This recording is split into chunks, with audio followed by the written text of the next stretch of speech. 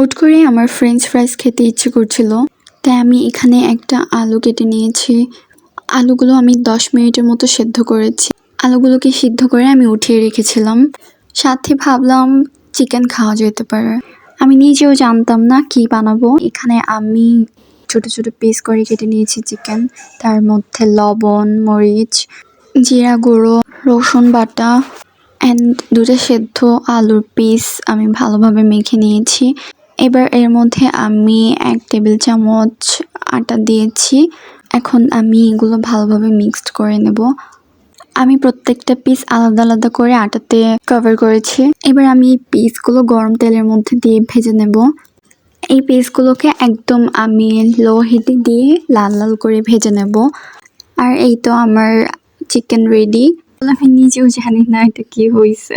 তো এই চিকেনের তেলের মধ্যে আমি আলুগুলো দিয়ে একবার ভেজে নেব। একদম হাই হিটে আমি আলুগুলো 1 মিনিটের মতো ভেজে রেখে দিয়েছি ঠান্ডা হওয়া পর্যন্ত। তারপর আমি ঠান্ডা হওয়ার পর এটাকে আবার ভেজে নিয়েছি। এই ক্লিপটা আমার নেওয়া হয়নি, তার জন্য সরি।